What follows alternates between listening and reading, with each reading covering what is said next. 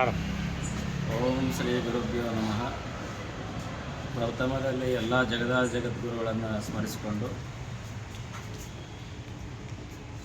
ನಮ್ಮ ಆಂಧ್ರ ಪ್ರದೇಶದ ಕರ್ನೂಲು ಜಿಲ್ಲಾ ಆಲೂರು ತಾಲೂಕಲ್ಲಿ ಬರುವಂತಹ ಸುಪ್ರಸಿದ್ಧ ಸುಕ್ಷೇತ್ರ ಶ್ರೀ ಜಂಗಮರ ಹೊಸಳ್ಳಿಯ ಹೊರವರ್ಗ ಮಠದಲ್ಲಿ ಪರಮಪೂಜ್ಯರು ಷಡಸ್ಥರಬ್ರಹ್ಮ ಅಜಾತಶಂಭುಲಿಂಗ ಶಿವಾಚಾರ್ಯರು ಅವರ ಮಠದಲ್ಲಿ ಎಲ್ಲ ಪುರೋಹಿತರ ನೇತೃತ್ವದಲ್ಲಿ ಮತ್ತು ನಾಡಿನ ಅನೇಕ ಪೂಜ್ಯರ ಸಮ್ಮುಖದಲ್ಲಿ ಒಂದು ಅರ್ಚಕರ ಕಾರ್ಯಾಗಾರ ಶಿಬಿರವನ್ನು ಹಮ್ಮಿಕೊಂಡಿದ್ದಾರೆ.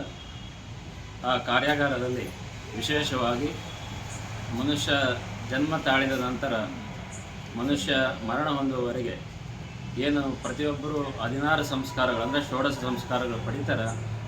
ಆ ವಿಷಯವನ್ನು ಕುರಿತು 2 ದಿನ ಕಾಲ ಅಲ್ಲಿ ಎಲ್ಲ ಪೂಜ್ಯರ ಸಮ್ಮುಖದಲ್ಲಿ ಮತ್ತು ಹಿರಿಯರಾಗಿರುವಂಥ ಎಲ್ಲ ಅರ್ಚಕರ ಸಮ್ಮುಖದಲ್ಲಿ ಆ ಪಾಠವನ್ನು ಚರ್ಚಿಸಲಾಗುತ್ತದೆ.